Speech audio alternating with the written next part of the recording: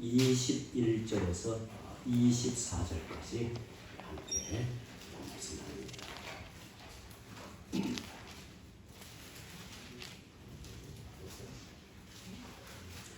신약성경 83쪽에 마가복음 15장 21절을 함께 봅니다.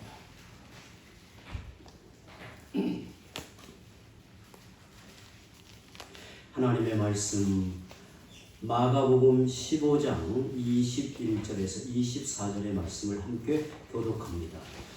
마침 알렉산더와 루포의 아버지인 구레네 사람 시몬이 시골로부터 와서 지나가는데 그들이 그를 억지로 같이 가게 하여 예수의 십자가를 지우고 예수를 끌고 골고다 곧 번역하면 해골의 곳에 이르러 모략을 탄 포도주를 주었으니 예수께서 받지 아니하시니라.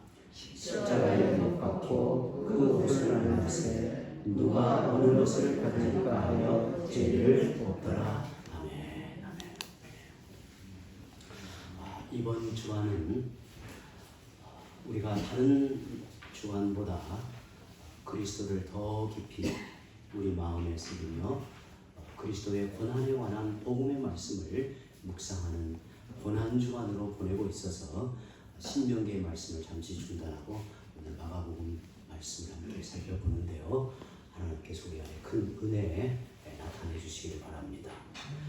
하나님의 아들로서 이 땅에 오신 예수님은 하나님이 택하여 구원하실 백성의 죄값을 대신 지고 십자가의 길로 나아가셨습니다. 예수님의 생애에서 마지막 한 주간, 그 시간은 예루살렘에 입성하셔서 온갖 조롱과 능욕을 당하시고 십자가에 못 박혀 죽으신 예수님의 구속의 은혜를 저희들이 깊이 떠올리며 우리도 한 주간 십자가의 고난을 깊이 묵상하며 자신을 돌이켜 하나님께 나아가고자 하는 겁니다. 당시에 십자가 처형을 당하는 죄수는 자신이 매달릴 십자가를 지고 사형장으로 가야 했습니다.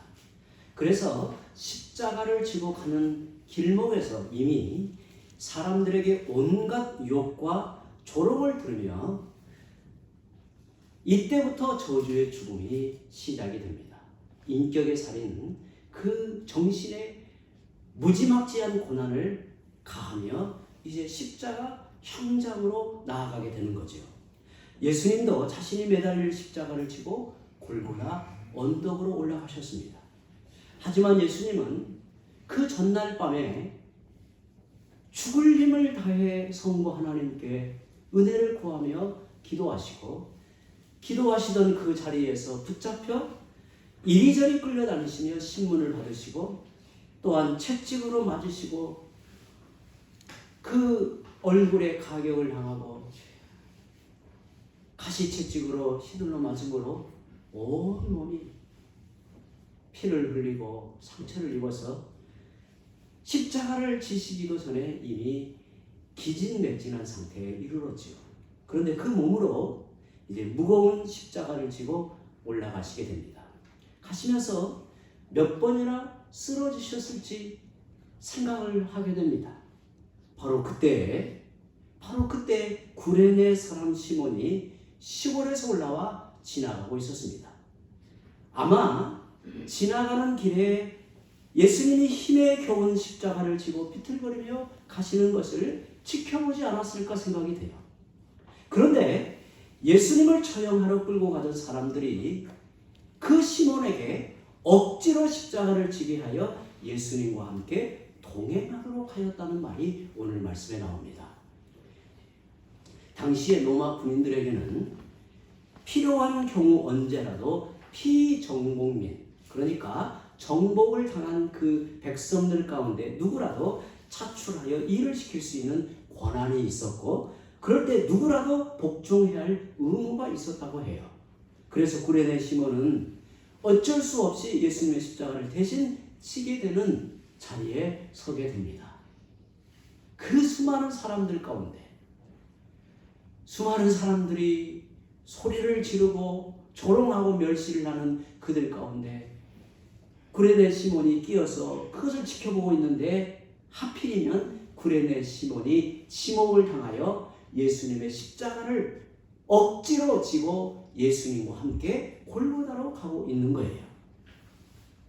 물론 그가 끝까지 십자가를 진 건 아니에요. 우리가 다른 복음서를 보게 되면 특별히 요한복음 19장을 보면 예수님이 자기의 십자가를 지고 골고다에 이르셨다고 하는 것을 보면 어느 지점에서 다시 예수님에게 십자가가 지어져서 그 십자가를 지고 이제 형장에 나아가게 되는 거죠.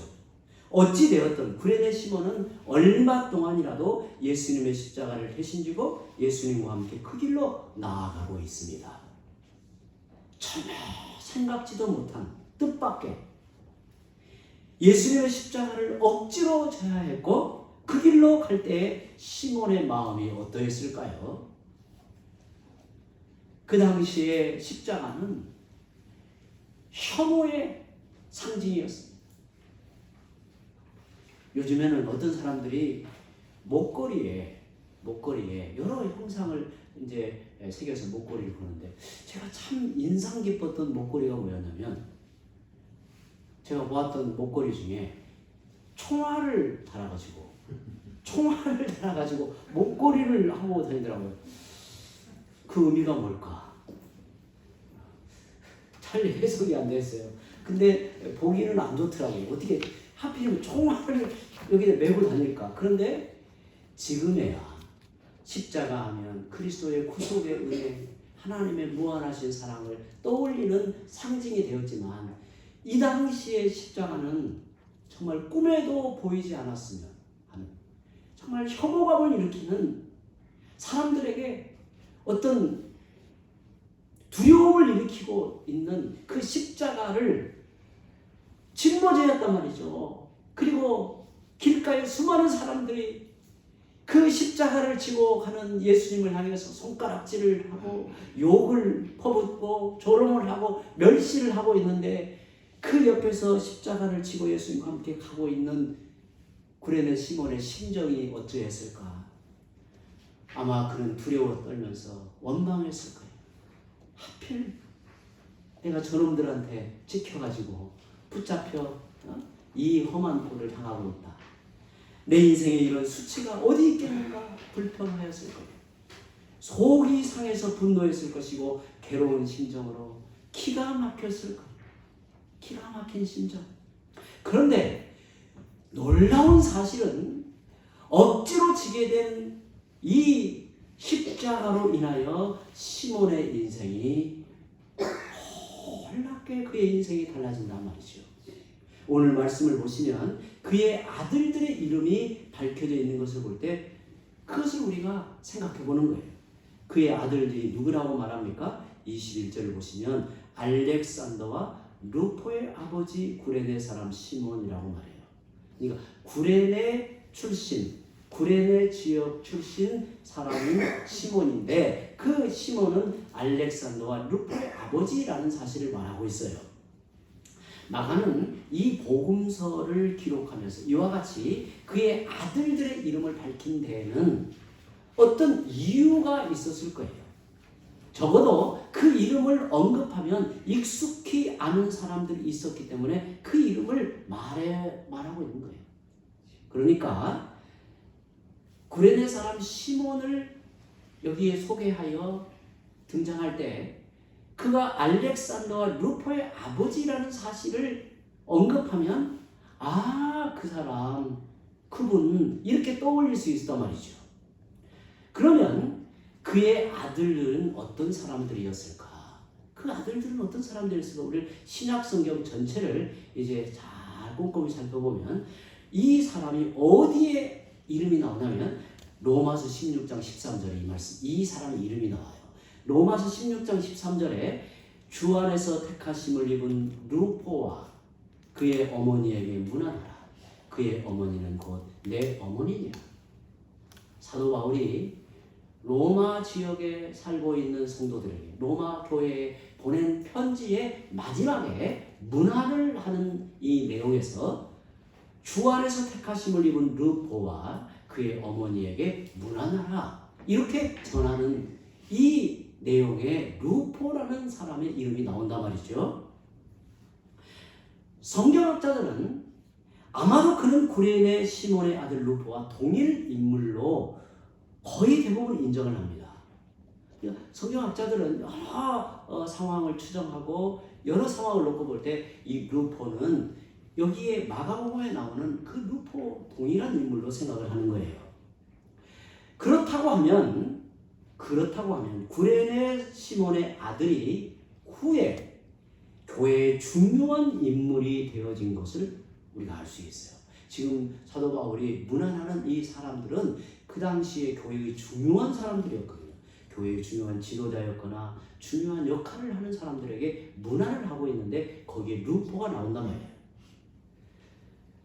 또 그의 어머니는 루포의 어머니는 곧 구레네 시몬의 아내잖아요. 아들이니까 구레네 시몬의 아내는 어떻게 되었는가? 바울이 그를 가리켜 내 어머니라고 부르는 것을 보면 그는 바울과 아주 밀접한 가까운 사이고 바울에게 있어서 어머니로 여길 만큼 중요한 인물이 된 것을 알 수 있습니다. 제가 우리 권사님들을 이렇게 이제 소개할 때 밖에서 제 어머니 같은 분입니다. 그러면 굉장히 제가 신뢰하고 가까이 대하는 분이라고 소개되는 거 아니겠어요? 근데 바울이 지금 그렇게 하고 있는 거예요. 이게 어떤 일로 이러한 은혜가 그에게 임하였을까요? 우리는 짐작해 보는 거예요. 어떤 은혜가 어떻게 그에게 임하였을까? 그가 처음에는 억지로 십자가를 졌지만 창피하고 수치스럽고 두려운 자리, 사람들에게 손가락질을 당하고 정말 내가 왜 이 자리에 나타나서 저 광경을 보고 눈에 띄어 붙잡혔는가, 이렇게 정말 수치스러운 그 십자가를 처음에는 억지로 졌지만 그 일로 인하여 그는 예수님을 누구보다 가까이 대할 수 있었던 겁니다. 그래서 예수님의 말씀, 또 예수님의 얼굴, 예수님의 모든 것을 누구보다 깊이 접하였을 것이고 예수님이 십자가에 죽으실 때 가까이에서 생생히 목격하였을 거예요. 이런 의미로 그는 예수님을 믿게 되었고 집안에서는 가족들에게 예수님을 전하여 다 믿는 백성들로 거듭나고 교회의 중요한 인물들로 하나님 앞에 서게 된 겁니다. 그래서 억지로 지게 된 십자가는 그와 그의 가정을 구원하는 축복의 십자가가 되었고 처음에는 너무도 부끄러운 치욕의 십자가가 나중에는 영광의 십자가로 바뀌어진 것을 우리가 봐요. 성도 여러분, 오늘 우리도 구레네 시몬처럼 내가 원치 않은 십자가를 억지로 칠 때가 있습니다. 때로는 감당하기 어렵고 부담스러운 직분이 그렇기도 하고 내게 맡겨져 섬겨야 할 어려운 직무가 그렇기도 합니다. 그것이 하나님의 부르심이기도 하고 우리가 감당해야 할 사명이기도 합니다. 그 일에서 벗어나고 싶고 외면하고 싶은 신의 교훈 일들이 있습니다. 그 일이 교회 안에도 있고 가정 안에도 있고 이웃들과의 관계에서도 십자가는 내게 있단 말이지요. 이런 일은 누구도 원치 않는 십자가입니다. 그렇지만 자기 몫의 십자가인 것만은 틀림없습니다. 그럴 때 어찌 해야 될까요? 그럴 때 어찌 해야 될까요? 여차저차해서 어느 가정에 출가하여 그 가정에 며느리가 되고 아내가 되어질 때 정말 내가 지기 싫은 십자가를 크게 지는 자리에 서기도 하고 자녀의 문제가 그렇기도 하고 때로는 직장 안에서도 그럴 수 있어요. 여기에서 십자가라고 하는 것은 단순히 고생을 상징하는 말은 아니에요. 그것이 하나님의 뜻대로 살아감에 있어서 하나님의 부르심의 뜻에 순종하는 데 있어서 그리고 우리가 주의 일꾼으로 주의 백성으로 바로 서는 데 있어서 그것이 몹시 내게 짐이 되고 무거운 고역이 되기도 하는 것이 우리 인생에서 성도들이 겪는 져야 되는 십자가란 말이죠. 그럴 때 어찌해야 되는가? 구레네 시몬처럼 억지로 일지라도 묵묵히 지고 가야 한다는 거예요. 그러면 결국에 그것이 내게 유익이 되고 축복이 되고 나아가서는 영광의 면류관이 될 것입니다. 영광의 면류관이 될 것입니다. 사실 우리 인생이라고 하는 것은 저는 그렇게 생각이 될 때가 많은 게, 우리 인생이라고 하는 것은 대부분 다 십자가예요. 무거운 짐이에요. 그것을 우리가 성도로서 지고 가야 할 때는 그것이 무거운 짐이란 말이죠. 무거운 짐이란 말이에요. 그러나 그 무거운 짐을 묵묵히 지고 주님을 따라가다 보면 그 십자가는 내게 복이 되고, 그 십자가로 인하여 내 인생은 변화되고 복된 인생으로 바뀌어진단 말이죠. 성경에는 이런 예들이 수도 없이 많이 나옵니다. 저는 두 사람을 예를 들고 싶어요. 요셉의 인생을 한번 생각해 봅시다. 요셉은 어릴 때 영문도 모른 채 험한 십자가를 져야만 했습니다. 형들의 미움을 받아 애굽의 노예로 팔려갔고, 나중에는 누명을 쓰고 옥에 갇히게 되었습니다. 그러나 그 십자가는 그의 인생을 결국에는 애굽의 총리로 세워지는 계기가 되었고, 그로 인하여 야곱의 온 가족이 기근에서 살아남을 수 있었습니다.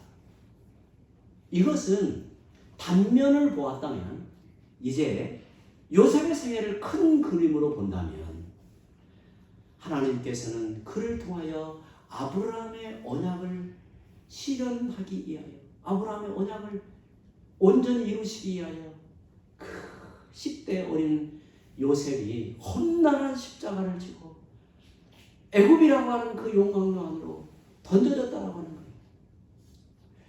신비로운 일이죠. 요셉이 그 자리에서 인생의 넋두리를 쏟아내고 인생을 한탄하면서 절망하고 스스로 자기 인생을 끝장을 냈다면 어찌 되었겠어요. 그러나 그는 다 이해하지 못한, 해석이 되지 않는, 자기 마음에 다 소화가 되지 않는 십자가를 지고 그 자리에서 하나님 앞에 섰단 말이죠. 그때 하나님은 그를 통해서 아브라함 언약이라고 하는 그 놀라운 그림이 결국에는 이스라엘 백성이 번성하여 출애굽하고 광야를 지나 가나안 땅에 심어지는 그 일에 결정적인 역할을 했던 사람이 요셉이라는 인물이죠. 이것을 더 큰 그림으로 보자면 예수 그리스도의 새 언약의 토대를 이루어가는 일에 있어서 그가 고난 인생, 고생하는 인생의 걸음이었지만 쓰여짐을 받은 거죠. 여러분, 오늘 우리들도 그래요. 오늘 우리들도 다 그렇습니다. 여러분, 오늘 내가 서 있는 자리에서 때로는 답답하고 괴롭고 다 던져버리고 싶고 거기에서 벗어나 도망치고 싶은 그 자리가 사실은 내 인생이 놀랍게 바뀌어지는, 내 인생의 새로운 은혜의 도약을 일으키는 십자가라는 사실을 우리는 잊어서는 안 돼요. 한번 다윗의 인생도 한번 생각해 보죠. 여러분, 다윗이 기름 부음을 받고 싶었나요? 어느 날 하나님은 사무엘을 다윗에게 보내어 그를 기름 부음을 받게 하고 나서 다윗은 그야말로 파란만장한 고난의 인생을 살게 돼요. 그에게는 사울이 피할 수 없는 십자가였습니다. 더구나 우리가 잘 알고 있듯이 다윗에게는 그의 자식들이 십자가였어요. 자식이 아버지를 반역하여 칼을 들고 달려들 때 그가 하나님 앞에 그리스도를 예표한 메시아라는 사실을 다 알아차리지는 못했어도 그가 하나님의 기름 부음을 받은 왕으로서 하나님의 뜻을 구하고 하나님 앞에 살아가는 사람으로 인간의 열정이나 인간의 그 힘을 발휘하지 않고 그냥 도망을 치고 멀리 예루살렘을 떠나는 그 장면은 우리는 매우 인상적이에요. 다윗은 후에 그의 시편에 고백하기를 고난당한 것이 내게 유익이라 이로 말미암아 내가 주의 윤례들을 배우게 되었나이다라고 하는 유명한 시편의 말씀을 남깁니다.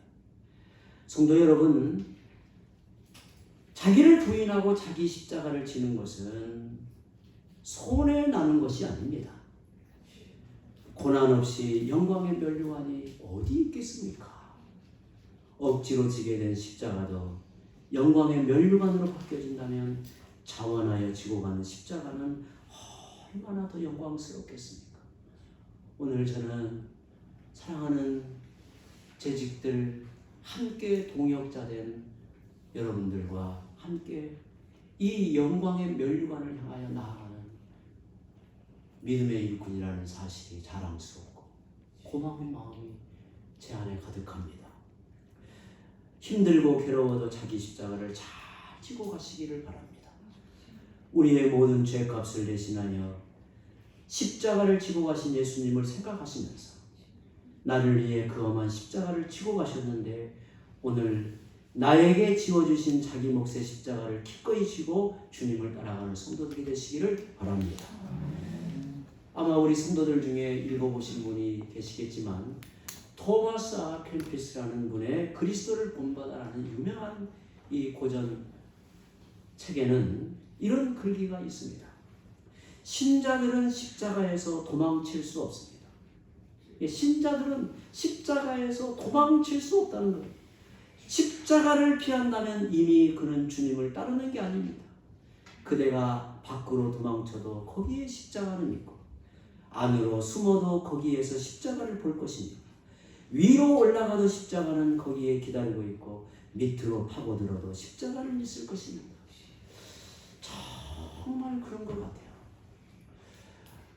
저는 우리 성도들이 어떤 자리에든 어떤 부름을 받든 그 자리에서 십자가를 지는 성도들이 되기를 바랍니다.